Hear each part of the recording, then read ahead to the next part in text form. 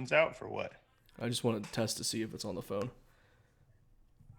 Make sure that everything's going according to plan, which it appears to be.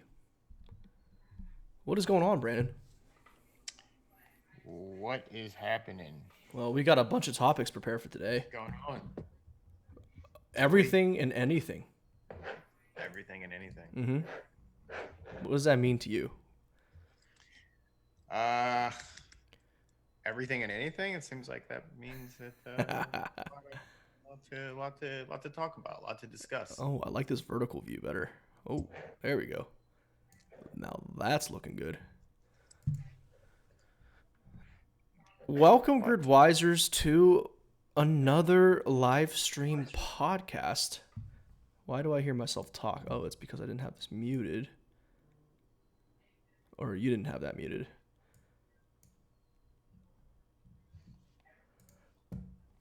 Let's talk about some cool things today, starting with Travis Kalanick buys a $43 million California estate. $43 million. It has a wine cellar in the basement that can hold 7,000 bottles of wine, which probably costs more than $43 million in totality. What do you think about that, Brandon?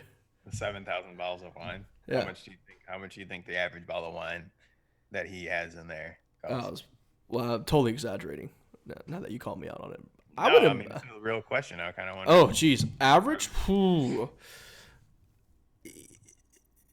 Billionaires are a little bit eccentric and weird in that money has no monetary value at that point to them, right? Since money has no monetary value, then they tend to see things for the product itself and not for the price.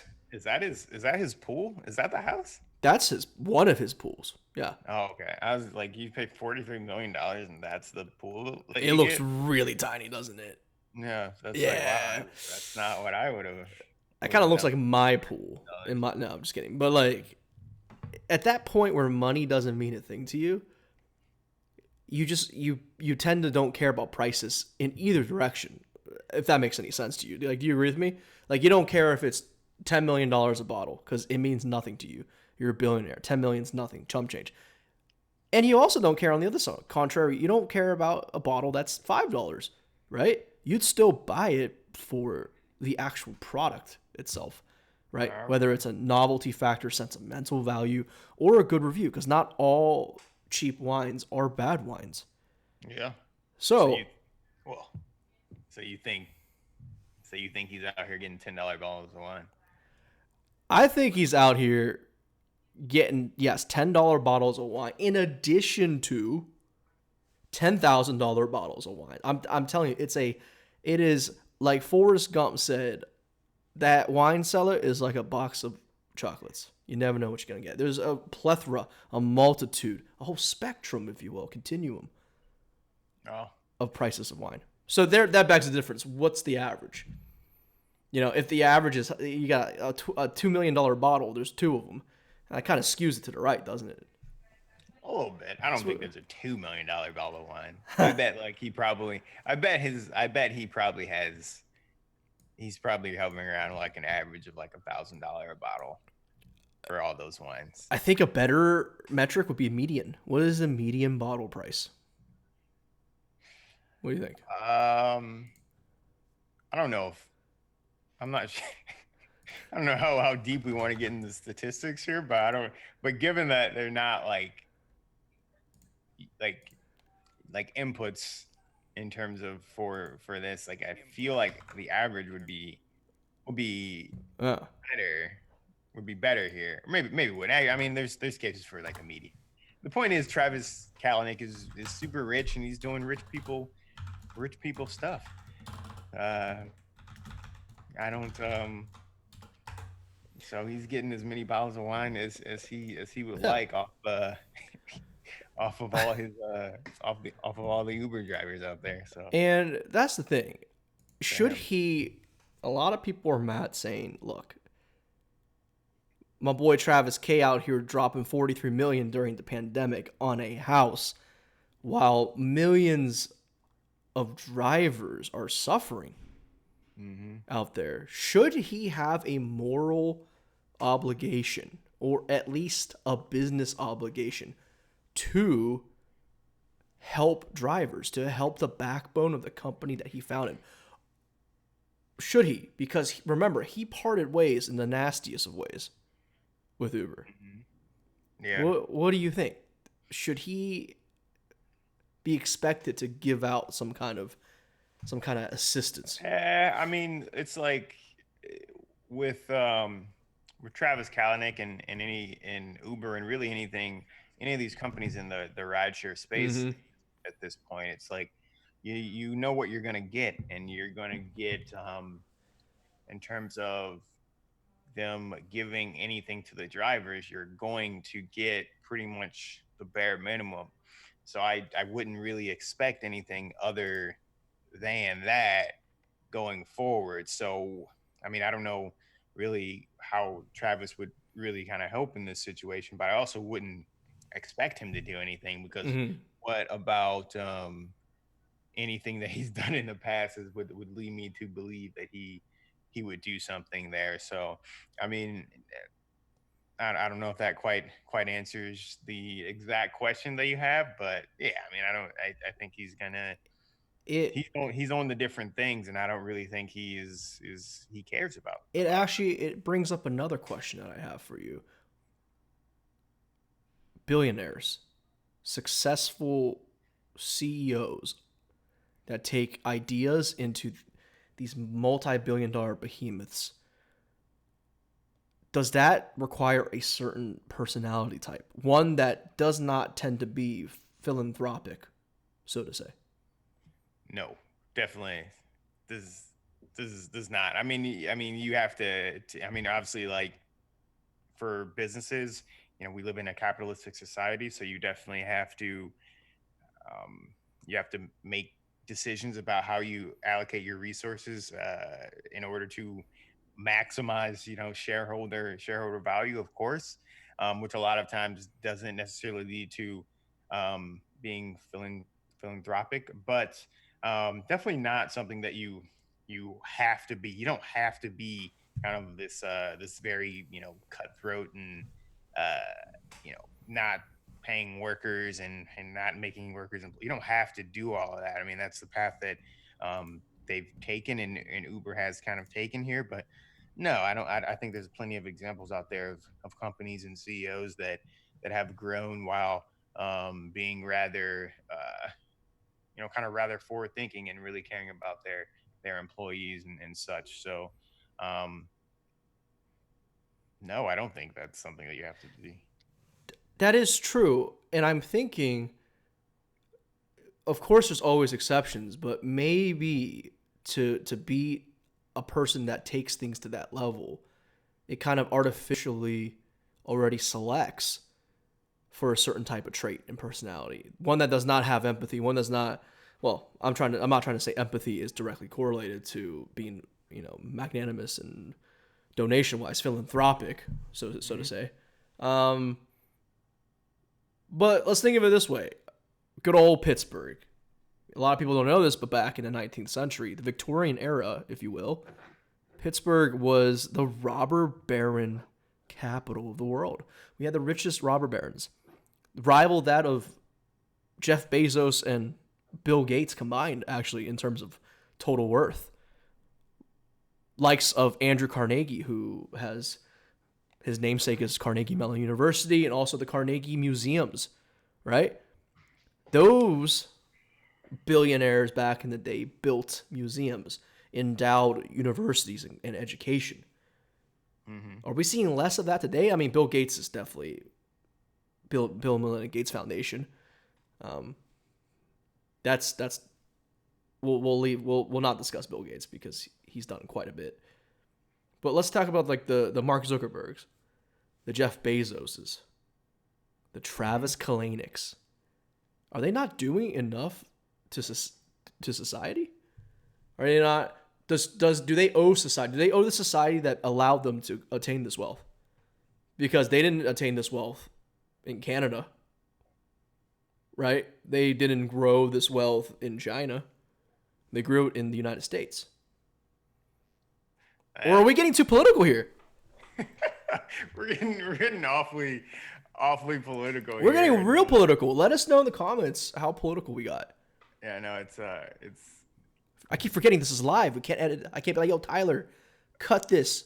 We can't be having this on YouTube. Can I cut this? But I mean, to just like go into a little bit, and then maybe we talk about a little bit more rideshare specific stuff. But I mean, uh, I think you bring up like a really interesting example with Bill Gates in terms of what does it look like for a billionaire to give back, because um, I think even the most pro Bill Gates people would admit that a lot of what he did with Microsoft early on was, incredibly competitive and incredibly capitalistic in a way that wasn't necessarily pro.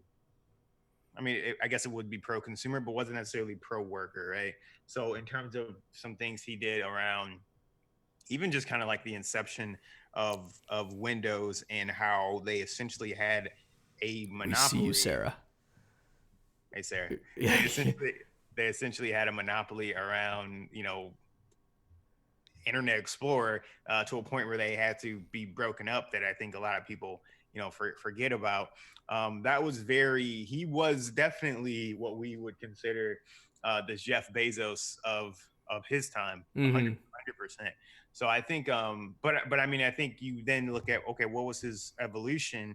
And certainly when you get to a point where you're that rich and you have that much power, and you probably honestly have a gigantic ego, then you start to think about, well, okay, how can I be remembered forever? And I honestly think that's something that's probably what Bill Gates wants to think about, and he probably really wants to, with like his foundation, which does a lot of amazing things. They probably want to say, hey, yeah, we cured cancer. And on his deathbed, yeah, Microsoft was nice, being a billionaire was nice, but I cured cancer. And That I think is that is probably that his ego kind of takes him there, and I don't think that's bad. I think in like that end of potentially curing something like cancer is gigantic, but your ego definitely kind of takes you there. So huh. I could see Jeff Bezos and Zuckerberg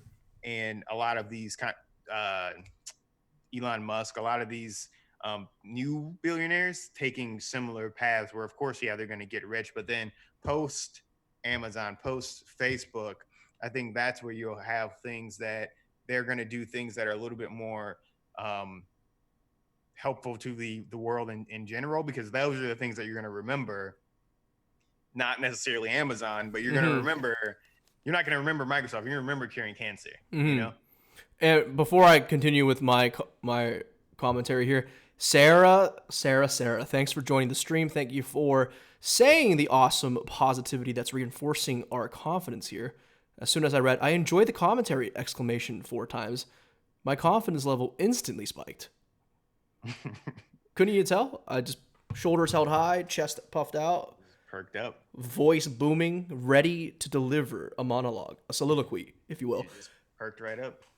And I agree 1,000% with what you said, Brandon, and I'm glad you brought that up. It's at that point when you're so rich, it's almost a means to an end. Like, what else can you possibly have achieved when you have achieved that which no human being on this planet has achieved? Because how many billionaires are there? Like 1,000? Let's just say 1,000 billionaires. That's pretty reasonable, right? I think there's quite a bit more than 1,000, but 100,000 out of 6 billion human beings. I mean, that's pretty much zero at that point when we're talking about things, right? You've achieved what no other human being has achieved. Yeah. So what legacy do you leave? The legacy of your children? That's still what normal people do, right? There are non-billionaires who achieve that status. They have their children become their legacy, right?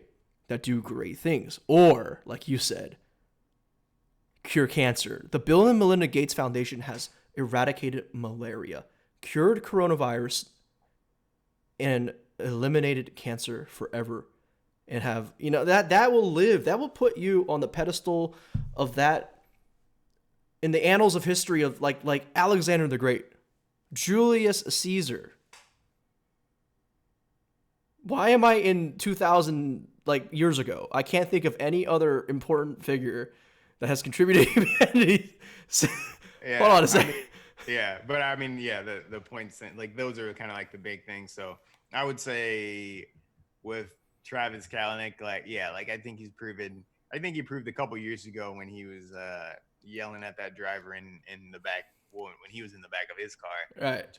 One, Which was a Mercedes E-Class. I remember that video. yeah, to this day, like one of the weirdest CEO moments I've ever seen, like on Well, camera. the driver took out a loan and bought a $80,000 car to drive luxury, and at that point, it was profitable or at least worth it from a business perspective with that level of rates that they were paying back then. And then Travis slashed the rates, right? Remember how they slashed driver payout? And then Yeah, he got pissed, so he confronted him saying, "You put me in debt. You ruined my business by cutting your rates." And Travis made his remark. He said, "Hey, I didn't force you to take a loan for $80,000. You made a calculated business decision, and so did I. And that's just part of the risk of you putting all your eggs in one basket in this yeah, platform." Kind of yeah. cutthroat, but makes sense from a business perspective. But like, dude, come on, man. Like, Well, so this is like a thing that I think Uber. I think a lot of like the ride hailing companies do rather purposely is they make it very difficult for drivers to really understand like how much they're really supposed to make and be able to project that. And I think that is that is at least a little bit deceptive by them. You see a lot of drivers that think that, well, I'm going to get paid based on the percentage. I'm going to get paid a percentage of, what this what the passenger pays, mm-hmm. which isn't true. That's not like really how your payment is calculated. Mm. And it's not really clear to a lot of drivers exactly what that formula is. So a lot of times you have drivers that kind of think that they are, getting a better deal than they are, or are not. Um, and then so it becomes more difficult. But what I think you're gonna see actually, in a COVID-19 world is you're gonna see a lot of drivers with a lot more choices. And I was literally just writing a blog post about this, um, which is why this is kind of like top of mind for me, is because what you're kind of seeing right now in terms of like the route share industry is a lot of like uh, demand is actually picking back up for ride hailing, like moving people. Demand is picking back up, Mm-hmm. but the supply is still really low. So you're seeing the drivers that are actually out on the road, making a lot of money, but you're not seeing that many drivers out on the road. And a big reason for that, of course, is, well, I'm a driver. I don't really want to, put my health at risk. So I'm just going to completely stay home. But you're also seeing a lot of drivers just have the choice of, well, delivery is a great option now. Whether that be food delivery or grocery delivery, they're great options. So the supply of drivers is certainly, lessened by just COVID-19 and just drivers not wanting to get on the road. Mm-hmm. It's great that they can get unemployment while while things hopefully kind of cool off or whatever is going to happen. I don't know. Um, It'll wash away yeah, like a whatever. miracle. Yeah, I guess. So while like they can get unemployment and not do that, yeah, those drivers are just off the road. But when you come back, drivers are going to have a lot more options. So I think you're going to see drivers, if you're smart, obviously be more selective about where you drive, which is going to force a lot of these companies to figure out that, or to figure out ways to pay their supply more, pay their drivers more. Mm. So I think that's going to be really interesting to look at how that moves forward. It's fascinating because, as I was always taught in economics 101, competition and choice that leads to better outcomes. Yeah, I mean it's gonna. Yeah, I mean in this case, the fact that there are, oh, and this leads to something really interesting as well. But like the fact that there are like 4 or 5 big delivery companies. There's only 2 ride-hailing companies, but then there's also 2 really big grocery delivery companies. One, Instacart being big, a lot bigger, I believe, than Mm-hmm. Shipped, but there's still multiple options there. But then you have these conversations around, Grubhub uh, potentially being purchased by Uber. Which, okay, that's interesting. What does that mean for drivers? And so this, maybe Grubhub alone isn't like a huge effect. I don't think Grubhub's not DoorDash. They're not Postmates. They're not that big. But Uber they Eats is already profitable. they're profitable, but Uber Eats is already bigger than them, so it's not like Mm-hmm. gigantic. But well, why if you see more of this consolidation and you see Uber or whatever company eating up these other companies, if you No see pun intended. yeah, if you see Uber eating up these other Oh, companies, is that going to result uh, in less competition from the supply side?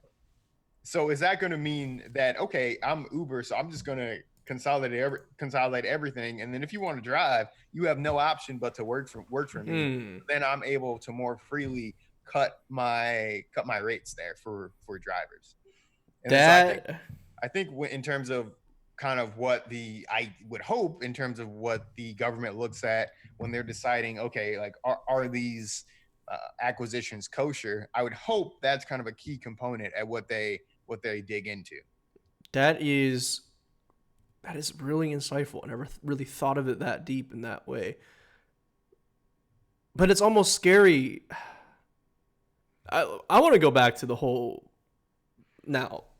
I know I already talked to you about this. You might have a different opinion than I, but you're gonna tell me that Uber is looking for a Grubhub acquisition in the tunes of millions of dollars, and then just 2 days ago they fired 3,500 of their employees?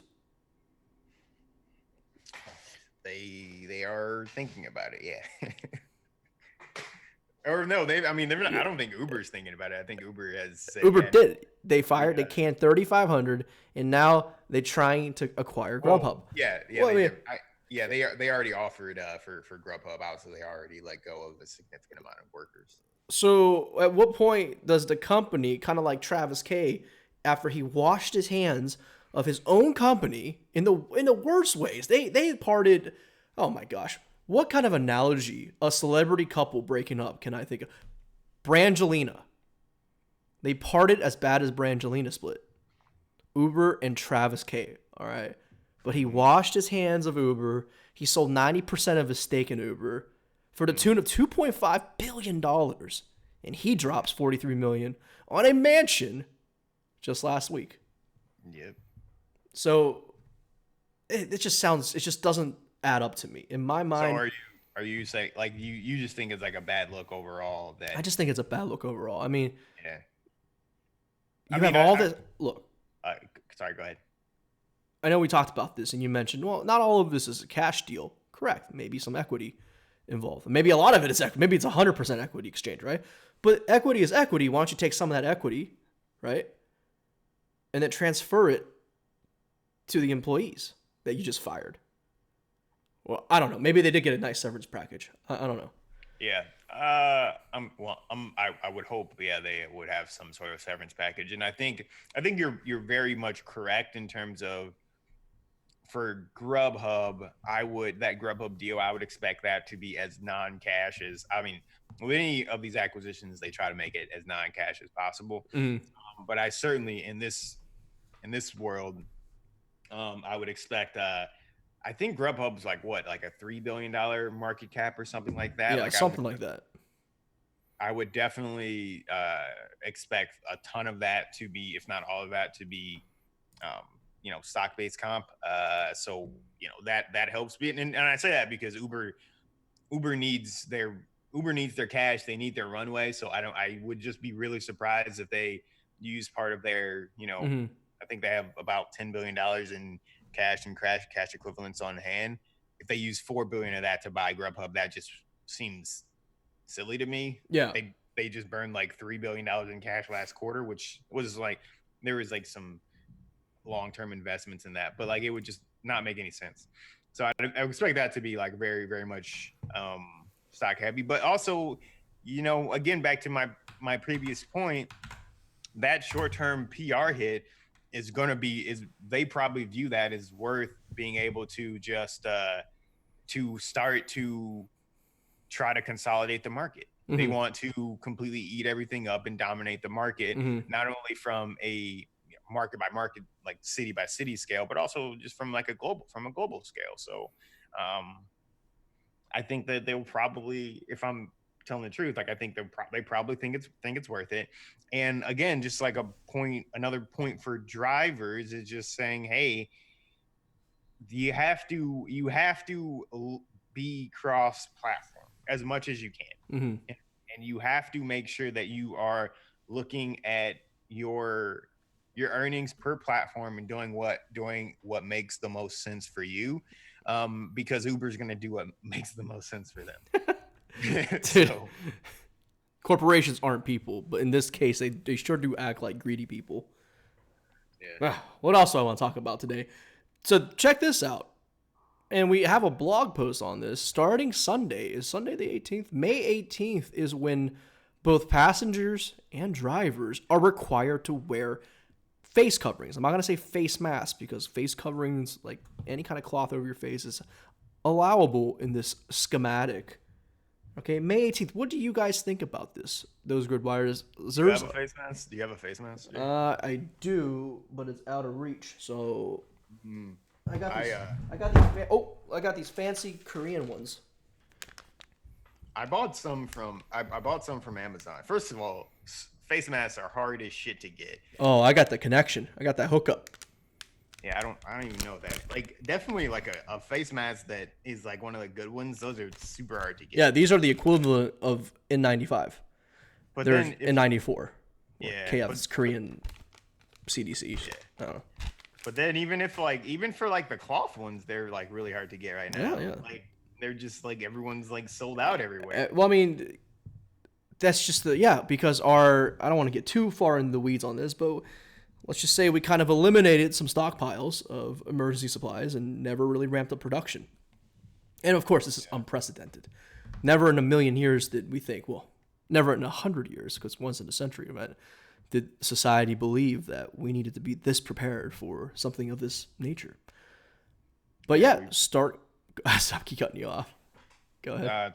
I was going to say, it's like super hard to even get a mask. I ordered some from Threadless. It's just like the Chicago-based like company, and I ordered like it's 2 weeks ago at this point, and like I don't even think they shipped out yet. Should I just send you this? I've got like 50 of these. No, I got a couple of cloth ones, so I'll be all right. These are the respirators. They block out particulate matter. 94%, not 95. K95s are 95. N95s are 95%, but these are 94, because Koreans have South Korea has a different standard that they deem acceptable. I think theirs is like 94%. That's why that's called KF94. But anyways, May 18th, don your masks, passengers, don your masks, drivers. And here's the thing that's kind of scary. You know how like us Uber drivers, we have to take a selfie to confirm our identity? Well, they've used that technology and they morphed it into something even more Big Brother and scary. Now they're going to use that every time you sign on to drive your shift. You will have to take a selfie of you with a mask on or a face covering. What do you guys think about that? Let us know in the comments. Remember, this is a live stream, and we do read with very low latency. Like, if you type right now in the live chat, I will see it in like a second. Yeah. What's going to be interesting with that is take a selfie. False negative. So when people are trying to take a selfie and it's not picking up that they actually have their face mask, it's going to be interesting to see how many people are kicked out because they weren't wearing that is like one thing. And also, we know how shitty passengers can be sometimes. I would expect everyone to be less shitty right now, but some passengers can be awfully shitty. So I would be interested to see like are how many passengers are just lying on drivers? Oh, dude, Because that happens. That you know happens. it. There's people have this mentality. When they part with their money for a service in exchange for a product or service, they have this something triggers in the mind, right? Something's not quite right with some people where they just assume this like this aura of invincibility and they're on a pedestal. I'm so important. Hmm. I'm paying you to give me a service. It's like, nah, you're paying me to get you from point A to point B without getting in a car accident on the way. Hmm. I ain't gonna have to cater to your whimsical needs, every one of them, right? But some Yeah. passengers have this complex, Yeah. I mean, it's and just. Sorry. Good. let's just say it seems like it's not just limited to rideshare. I mean, you just recently with all of the states beginning to open up and businesses beginning to open up, whether they were allowed to or not. On CNN, I read a bunch of articles of like this ice cream shop like just shut down. They opened and then they shut down the next day. Why? Because the owner said I never seen such rude and vicious people, and he just couldn't handle it. He's like one of my best employees quit that day. Yeah, that's interesting. I mean, the problem with a lot of uh passengers is they sometimes see drivers as inhuman. And the same thing from Mm-hmm. a delivery standpoint. Case in point, the fact that, that whole Instacart thing where people are having these false tips and then taking them away once their order has been delivered, which we saw with Instacart. And that's just like I feel like the only way that you can justify that as a human to do that to another human in a pandemic is you don't view them as humans. And So that is you hit it perfectly. That's yeah. exactly what I was trying to like get at. They almost view you as subhuman. I drove a ton of Uber. I had plenty of rides where like everybody was like great, treated me with respect. But I'm Mm-hmm. telling you, there was like a few or a couple rides that I've had where I wasn't even a human being. I was literally just an Uber driver, and it was Mm-hmm. crazy to me. Yeah, I would expect that people in a COVID-19 world that are, well, yeah, I would expect them. I don't know. It's actually, it could go both ways, right? Because I would expect people to have a little bit more compassion, but I also can see how people are also going to be a little bit more just angry, like all the Also, time, just like Carissa in a bad mood. Um, and Maddie. so I feel like it's going to like the whole bell curve where people generally kind of move toward this average, And and I feel Alex. like and Alex, So I I'm feel just like reading chat. yeah, I feel like most Just people, talk over me. okay, just stop talking. I feel, Interrupt. I feel like most people are generally fall in the range of okay. I don't really talk. I just kind of do it. I might tip sometimes. You're just like fine. Some people are like really awesome. Some people are complete assholes. I would expect the number of people that are kind of just average to be lessened a little bit, while the number of people that are just assholes because Hmm. they're just in like overall worse mood are Hmm. lessened. But at the same time, they're going to be people that have a high level of compassion for drivers because they understand, hey, we're all in this really really shitty situation. So I think it kind of goes both ways there. It's great that you mentioned the bell curve. Now, do you think this bell curve is like your typical normalized distribution, or does it lean one way towards the other? Right, more towards the assholes, more towards the great people. I I think I'd like to think it leans more toward nice Me too. I would like to think people. so. I don't really want to I be don't all know. doom and gloom. I don't think it's really that bad. I think people I are generally nice to people. But I let's think read this. so. We got to read this question. We are being very slow with reading chat when we just said instantaneous. We'll respond in 1 second, which we obviously did not. Carissa with the how do you think that passenger and driver relationships will change? Question mark.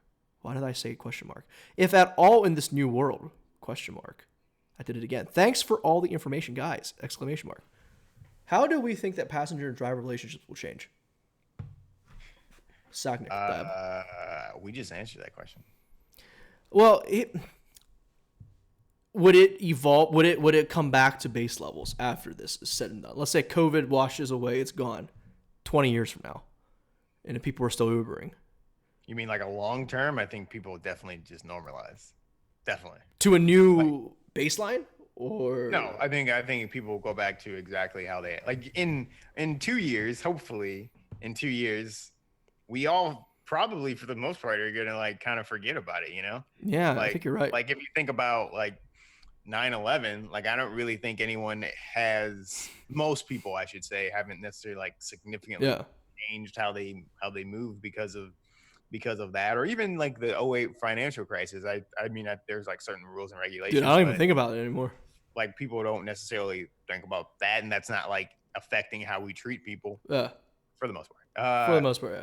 So I think that in 2 years, if this whole thing somehow again magically disappears, then yeah, I would expect people to kind of just go back to normal. But like yeah, during like this period, during this year, before there's mass herd immunity in the form of vaccine or just people getting it, I don't think that or like a solid therapeutic, I don't think that people are really going to change or I think people are going to change their behavior to be more so on the polls.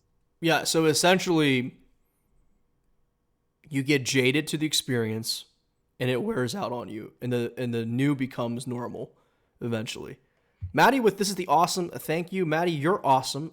Thank you for stopping by. Alex Egan says, "How can anyone be mean to Gridwise J?" Well, why don't you ask Brandon? Mean to me every day. I am. Sometimes he deserves it. Dude, so we talked about the 3,500 employees that got fired, but that was on. Did we do a podcast on that? We talked about Lyft letting go some employees. I Okay, don't think we so talked about Uber. this will blow y'all minds. Uber just laid off 2 days ago, laid off 3,500 employees, full time employees. These are not. Actually, no, we definitely did talk about this. Oh, we did. Well, let's Yeah, talk about it again. And they did it over a Zoom call, just like what we're doing now. Fired are we via getting video fired? conference. I hope not. What if Ryan hops on? Hey guys, we're gonna have to. This is your last podcast. Would I cry on camera? I might, but no forewarning, nothing. Just literally, hey, one email like 15 minutes before this happened. 3,500 of you joined the Zoom call, and the head of customer success was basically, she was actually emotional. She did display some empathy, and she said, that no one wants to be in this situation. This is not a message that anyone wants to deliver. But they fired essentially all customer service staff.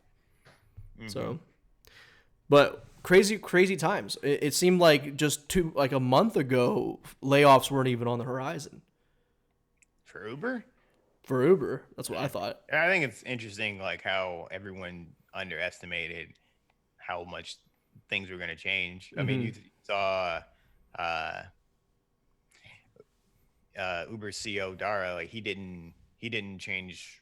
He said, no, I think we're gonna be about the same. I don't think it's gonna have like a material impact on our business. And then obviously, that has completely changed. So yeah, I mean, the whole world has changed pretty quickly, and unfortunately, I mean, what it was is obviously like customer support reps that do phone things, but then also a lot of green light hubs that have been closed for weeks now, and are probably going to remain closed for a couple of additional weeks. I'm not sure if Uber and Lyft are accepting new drivers at this point. Still, I don't know. So yeah, they're not able to work, those folks. So that's gonna be rough for people for when drivers come back, and when you do see, I think drivers are gonna come back to Uber pretty slowly, to my point earlier. But when you do have a lot of drivers coming back, it'll be there's a good chance that support in general is kind of nasty and somehow worse than before. So speaking of employees, let's talk about the contractors that Uber have, us, the drivers. According to this BBC study, did you know, Brandon, that taxi cab drivers rank in the top 100 most likely to be exposed to a communicable disease as a Really? job? Which makes total sense to me. I mean, if you think about it, you have someone sit in the back of your car, like you can pretty much reach and grab them. That's definitely not 6 feet separation. That's that. Mhm. That's that. I found that was interesting. Which I mean, makes of course, of course, which like you're seeing a lot of people every day. and can you guess what the top most? Can anybody here guess what the top most? We'll give you 15 seconds to guess this. What is the profession or industry that is at most risk for contracting COVID if they're still working?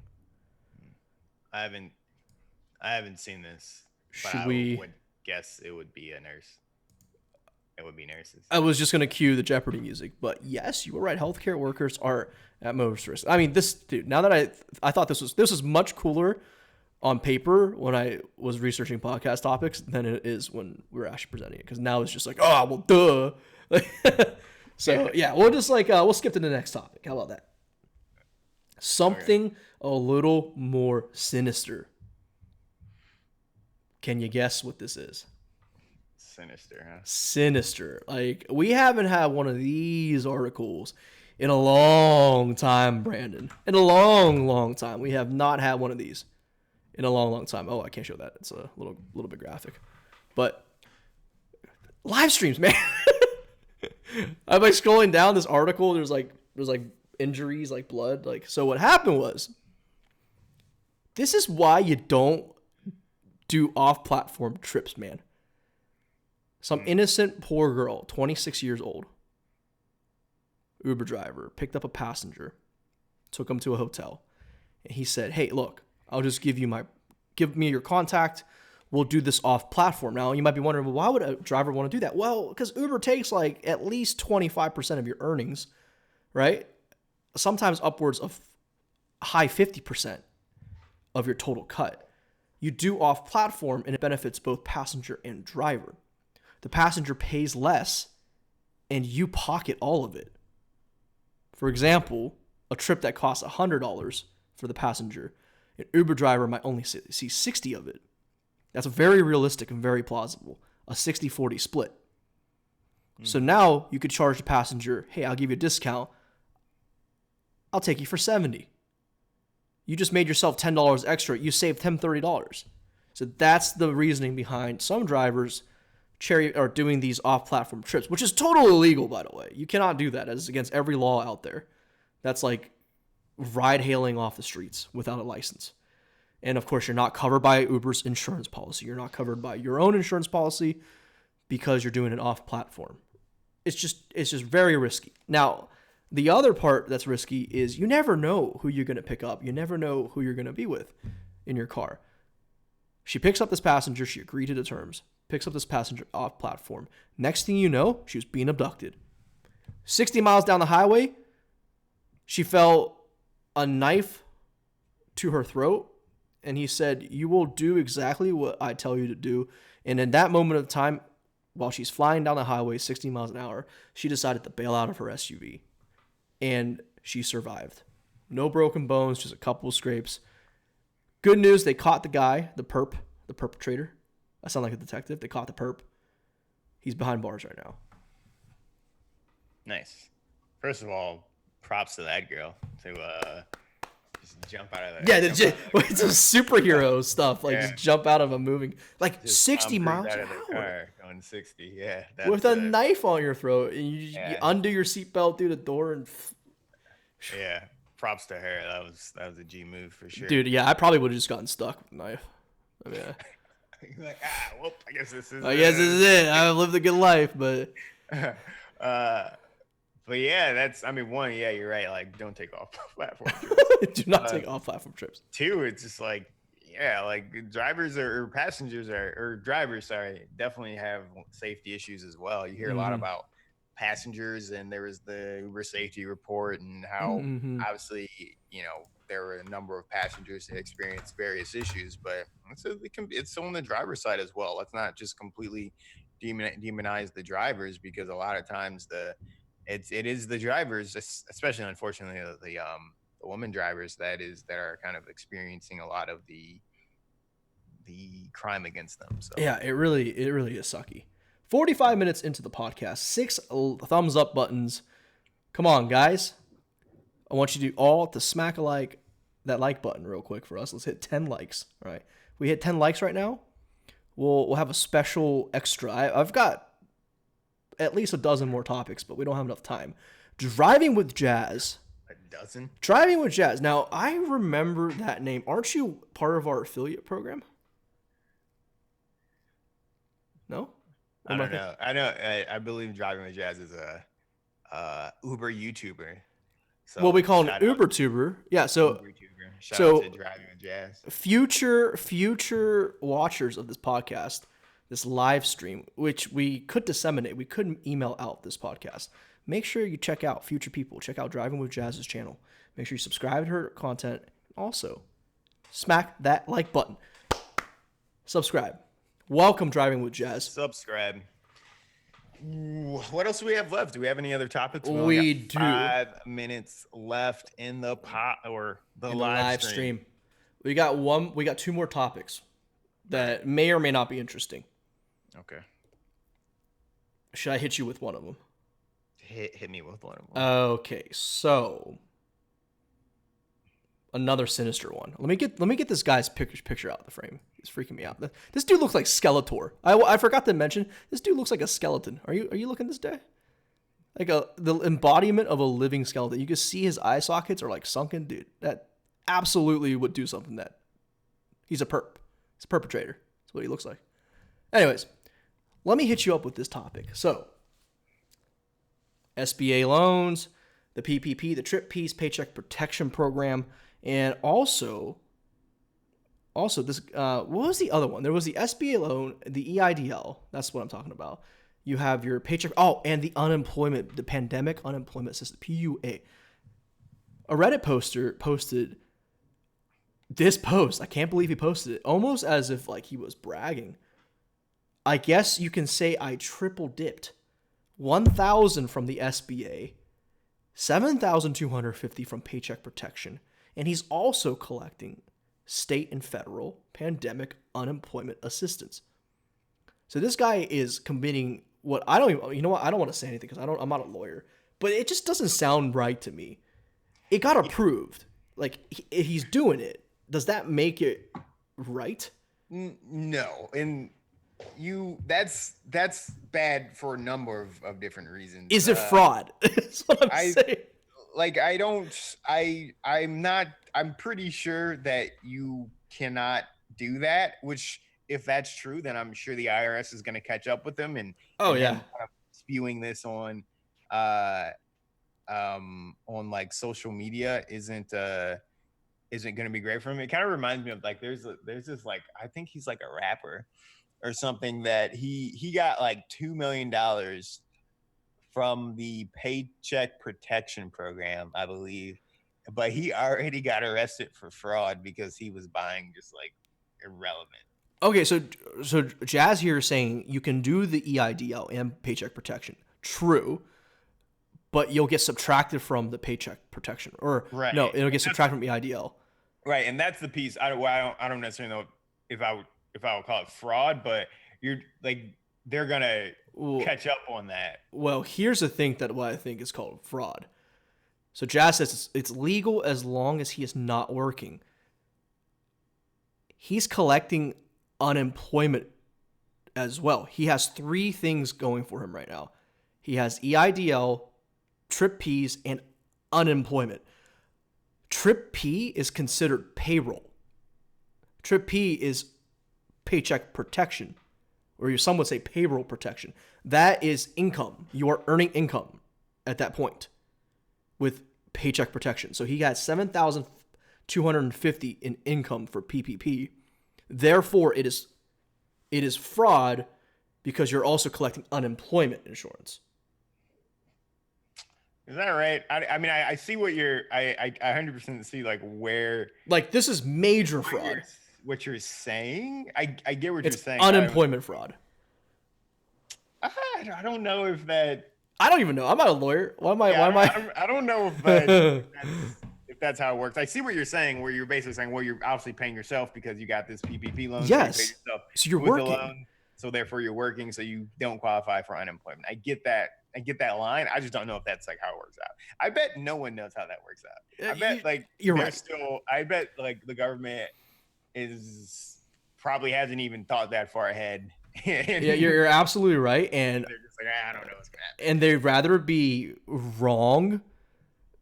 They'd rather be terribly wrong than potentially But not give out assistance to somebody yeah, who needs which it. I agree with. I don't. It's just like not a great look. I think just from the fact that Yeah. one you cannot yeah, the way that he's double dipping on like Triple dipping. the EID and like the PPP. I don't think that. I think that you. I'm pretty sure you have to get one on the other, right? So like the fact that he pulled both is probably, unless they already deducted it, it might kind of come back to get him a little bit. Your point about is he really unemployed is valid, and I think that we'll probably see more about that in the coming months. Um, yeah. But I also think it's just like you are just like you just look like you're greedy. Like you Oh, just look like a thousand percent.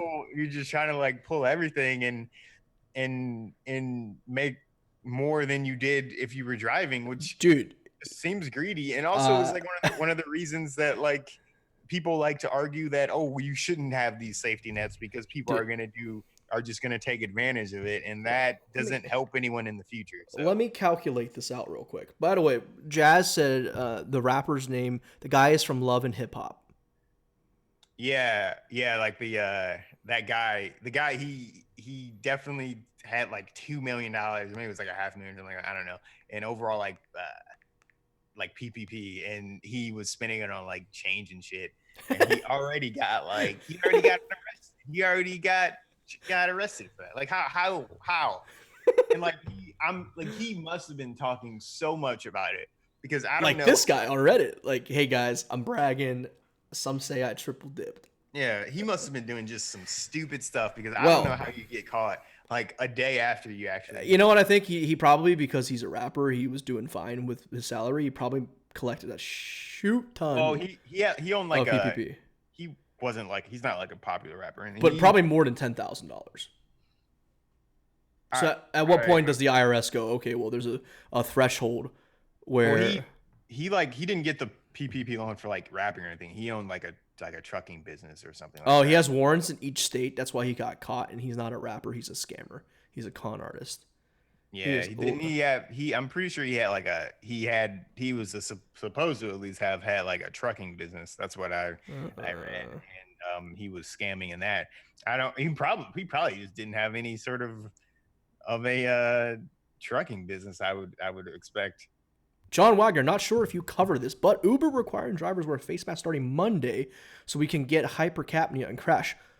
That is hyper is over capnia. Forget what that is. Breathing. But we did cover this, John, about 15 minutes ago. Yeah. So May 18th, starting May 18th, face coverings for all drivers and passengers. And the scary Big Brother part about it is you have to take a selfie.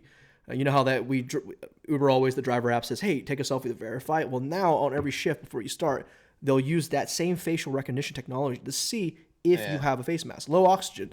There it is, my man, biomedical. So I did a quick calculation, Brandon, of our boy on social media who's triple dipping. He essentially collected 10 grand from the government in the last month. Yeah. And I don't I think he's gonna get away with it. You know how I think he's gonna get away with it? Because that's nothing.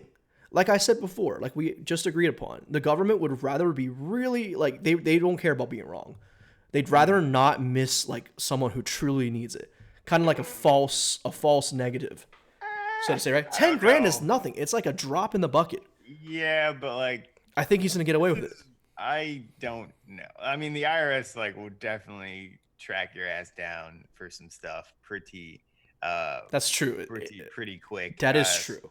So I mean, I guess I am unclear about. He can obviously get the Paycheck Protection Program and the EID. I think you can't necessarily double dip in terms of, well, you have to. Well, I believe if you get EID along with the Paycheck Protection Program, your EID is subtracted from what you get in the Paycheck Protection Program. I believe that it might be the other way around. But if he if he did that correctly and that's already subtracted, then yeah, he probably didn't do anything wrong, unless they come back and say, well, like you were saying, to your point, well, you got this Paycheck Protection Program, so you were technically employed, at least for some of the time. Yeah. Then that could be like an issue, for sure. So, yeah, but I mean, if he did something wrong, I would definitely expect him to hear about it sometime. Well, you know how the IRS does it, right? They take forever to investigate, but when they do, it's always a close and shut case. Yeah. What's that guy's name? Al Capone? He didn't get caught because of his gangster activities. He got caught because of tax fraud, and they used that to send him to prison back in like the 50s. Also, John, he kind of brings up an interesting point about low oxygen, which I kind of can see a little bit, because the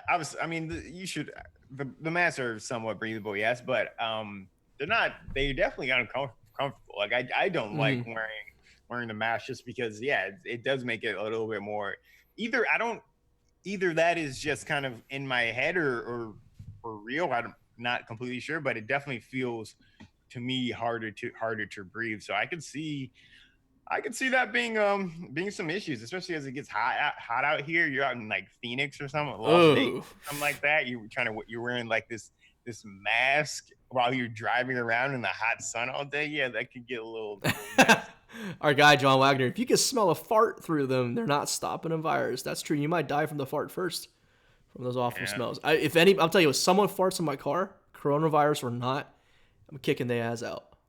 They ain't riding with me no more.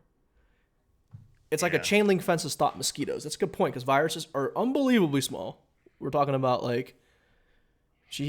molecule size, because that's what they are, just a bunch of molecules, proteins, shell, nucleic acids in the center. All right, I think we're out of time here, though. We are out of time. So for everybody that joined us, thank you for participating, and thank you for all the engagement. Another shout out to Driving with Jazz, John Wagner. Shout out to you. Shout out, of course, to everybody else that was here in the past: Sarah, Carissa, Maddie, Alex, Sagnick. Thank you very much. Remember, every Friday we will have a live stream session. So make sure we gotta tantalize the Gridwisers to come out more. What can we possibly do to increase engagement? Give out gas cards? All options are on the table. All options are on the table. Maybe even some data insights. Yeah. See you guys. See you Driving with Jazz. Well, everyone, again, check out Driving with Jazz's channel. Her content is awesome. John, come back next time. We appreciate you stopping in. And yeah, I think that's about it.